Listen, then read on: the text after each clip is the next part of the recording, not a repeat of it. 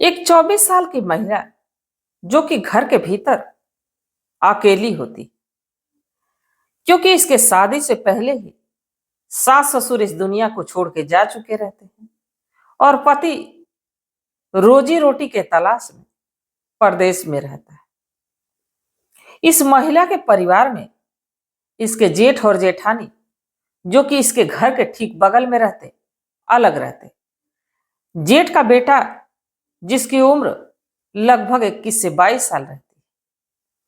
एक दिन ये महिला रात के समय, लगभग रात के 12 बज रहे होते, मोबाइल फोन में कुछ ऐसा देखती जिसको देखने के बाद वो तुरंत अपने जेठ के बेटे के नंबर पे मैसेज करती है। जैसे ही लड़का मैसेज को पढ़ता है, भागते हुए अपने चाची के पास पहुंचता है। और जब चाची के पास पहुंचता है तो उस रात कुछ ऐसा होता है जिसकी कल्पना कभी कोई कर ही नहीं सकता। एक दिन कुछ ऐसा होता है जिसको हर कोई हैरानी से देखता है और कोई कोई तो सराहना भी करता है। तो आखिरकार इस कहानी में ऐसा क्या हुआ था जिसकी कोई सराहना कर रहा था तो कोई हैरान था? तो इसको जानने के लिए हमारे साथ वीडियो में अंत तक बने रहिएगा। नमस्कार, मैं सावित्री यादव यस के क्राइम कथा में आप सभी का स्वागत करती हूँ। उम्मीद है यस के क्राइम कथा की सारी फैमिली अच्छी होगी, अपना ख्याल रख रही होगी। इस कहानी की शुरुआत करूं उससे पहले जितने भी हमारे दोस्त मित्र हैं, जितने भी हमारे साथी, सबसे रोज की तरह एक ही गुजारिश है, एक ही रिक्वेस्ट है कि आप लोग वीडियो किस शहर से देख रहे हैं ये तो बताया ही करिए। बाकी अगर जो वीडियो आप लोगों को थोड़ी सी भी पसंद आती है तो लाइक करना मत भूलिए, क्योंकि आपके एक लाइक से हमारा हौसला बढ़ता है और हमारी भी एक कोशिश रहती है कि रोज एक नई वीडियो लेके आप लोगों के बीच हाजिर हूं। तो आज की कहानी की शुरुआत करूं उससे पहले एक छोटी सी रिक्वेस्ट आपसे, एक छोटी सी बात आपसे कहनी कि अगर जो जिस भी साथी को, जिस भी हमारे दोस्त मित्र को हमारा चैनल ज्वाइन करना है तो कर सकते हैं। तो चलिए ज्यादा बात ना करते हुए आज की कहानी की शुरुआत करते हैं। दरअसल आज की जो कहानी, ये अजमेर शहर का एक छोटा सा इलाका, छोटा सा गांव, जहां की रहने वाली कविता। कविता के दो भाई, कविता और इसके माता पिता। गरीब परिवार रहता है, किसी किसी तरह अपने परिवार का गुजर बसर कविता के पिता मेहनत मजदूरी करके चलाते। कविता अपने ही इलाके से ग्रेजुएशन की पढ़ाई करती। बाकी जैसे ही वो जवानी की दहलीज पे कदम रखती, दुनिया भर के माता पिता को जब घर में बेटी जवान हो जाती है, सयानी हो जाती है, तो चिंता सताने लगती है, चाहे वो बाप क्यों ना अमीर ही हो। अब एक बाप गरीब जो कि किसी तरह अपने परिवार का गुजर बसर कर रहा है, उसके घर में जब बेटी जवान हो जाए तो चिंता सताने लगती। अब कविता के पिता कविता की शादी के लिए लड़का तलाशने लगते हैं। वक्त गुजरते रहता है, ये तलाश पूरी होती है उन्हीं के इलाके से कुछ दूर पे एक लड़का जिसका नाम मोहित होता है। मोहित के परिवार में उसका एक बड़ा भाई, भाभी और भाई का एक बेटा जिसकी उम्र 20 से 21 साल, जिसका नाम राहुल होता है। अब जब मोहित को कविता के लिए पसंद किया जाता है तो पता चलता है कि इसके माता पिता कुछ समय पहले इस दुनिया को छोड़ के जा चुके हैं और भाई भाभी जो हैं अलग रहते हैं। मोहित बेहद सज्जन और सुलझा हुआ इंसान है। वो अक्सर विदेश में रहता, बाकी अभी वो घर पे आया हुआ है। जिसकी उम्र लगभग 28 से 29 साल रहती है। मोहित को कविता के लिए पसंद किया जाता है और कविता के पिता बड़े खुश होते हैं कि चलो कम से कम जो गरीबी का दिन कविता हमारे घर में देखी, अपने पति के घर में जाएगी तो सारी खुशियां और सारे सुख सुविधा इसे मिले। अब कविता की शादी मोहित से कर दी जाती है। कविता अपने ढेर सारे सपने को लेकर मोहित के घर में पहुंचती। अब जब मोहित के घर में पहुंचती तो सारी सुख सुविधा मिलती है जो कि उसको मायके में मिली नहीं थी। अब वक्त गुजरता है, मोहित को अपने सपने का राजकुमार मान के कविता जिंदगी आगे बढ़ाने लगती है, सब कुछ अच्छा चलने लगता है। बाकी एक दिन जैसे ही 3 से 4 महीने का वक्त गुजरता है, मोहित कहता है कि ऐसा है कि रुपए रख के खाओ तो रुपए को खत्म होते देर नहीं लगती। तो अब हमें बाहर जाना होगा, क्योंकि हमारे रोजमर्रा के जीवन में जो जरूरतें हैं, जब तक रुपए रहेंगे नहीं तब तक पूरे होंगे। अब इस पे वो कविता से कहता है कि देखो, घर को संभालना और इस तरह से सजा के रखना, और ये कभी मत सोचना कि मैं तुमसे मीलों दूर हूं, क्योंकि अब तुम मेरे दिल में ही रहती हो, सदा मेरे साथ ही रहोगी। अब ये बात कहता है, अपना सामान पैक करता है और वो दुबई के लिए निकल जाता है। अब इधर जाते समय अपने बड़े भाई और अपनी भाभी से कहता है कि कविता का ख्याल रखना, और खास तौर से अपने भतीजे राहुल से कहता है कि अपनी चाची का ख्याल रखना, कुछ भी अगर जो उसको मंगाना रहे, चाहे कुछ भी हो कहे तो उसकी बात को मानना और हर समय पे उसका ध्यान रखना। अब ये कह के मोहित तो चला जाता है। अब इधर घर में एक जो कि नई नवेली दुल्हन, जो जिसकी शादी लगभग 4 से 5 महीने पहले हुई थी, अब कविता अकेली हो जाती है, तन्हा हो जाती है। अब इस बीच ज्यादातर अगर जो सहारा उसका कोई होता है, ज्यादातर अगर जो साथ देने वाला दोस्त होता है, तो वो होता है मोबाइल फोन। अब मोबाइल फोन पे अक्सर मोहित से वीडियो कॉल, ऑडियो कॉल बात करती और अपने समय को गुजारते, वक्त गुजरते रहता है। बाकी एक रात उसे नींद नहीं आ रही होती।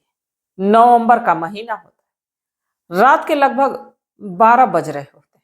वो मोबाइल फोन पे कुछ अश्लील वीडियो देखती है, कुछ न्यूड वीडियो देखती है। देखने के बाद वो अपने आपे को खो देती है, बेचैनी बढ़ने लगती है। अब वो एक मैसेज राहुल के नंबर पे करती है। अब जैसे ही वो मैसेज राहुल पढ़ता है, अपने बिना माता पिता को बताए घर का दरवाजा धीरे से खोलता है। इसके बाद दरवाजा चिपकाता है और सीधे अपनी चाची कविता के पास पहुंचता है। कविता भी मानो पहले से ही दरवाजे पे खड़ी राहुल का इंतजार कर रही होती है, और उसे विश्वास होता है कि राहुल जरूर आएगा। राहुल पहुंचता है और कहता है कि चाची, क्या हुआ, इतनी परेशान क्यों लग रही हैं, अभी तक आप सोई नहीं। अब इस पे जो कविता है वो कहती है कि तुम भी तो नहीं सोई। अब राहुल को घर के भीतर करते हुए राहुल का हाथ पकड़ती है, और राहुल भी इस बात से हैरान है कि आज चाची हमारा हाथ ऐसे अजीब तरीके से क्यों पकड़ी। कविता उसका हाथ पकड़ के अपने बेडरूम में ले जाती है, अपने बेड पर बैठाती और उसके सामने ही अपने जो कि कपड़े को बदलने लगती है। राहुल कहता है कि चाची आप कपड़े बदल लो, इसके बाद मैं भीतर आ जाता। इसके बाद कविता कहती है कि नहीं नहीं, तुम्हें जाने की जरूरत नहीं। क्या तुम नहीं चाहते कि मैं तुम्हारे सामने ऐसे रहूं? इस पे राहुल मुस्कुराते हुए कहता है कि चाची, आप देखने में इतनी हसीन हो, इतनी खूबसूरत हो कि हर कोई चाहेगा कि आपको ऐसे ही देखता रहे। अब शायद इसी बात का कविता को भी इंतजार था।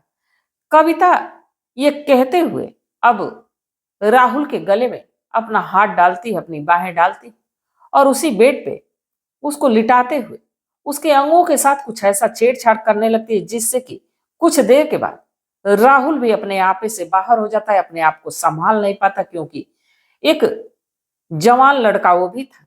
अब कविता और राहुल के बीच कुछ ऐसा होता है जो कि हमारे समाज में नाजायज माना जाता है, अनैतिक रिश्ता बनता है, दोनों फिजिकल हो जाते हैं।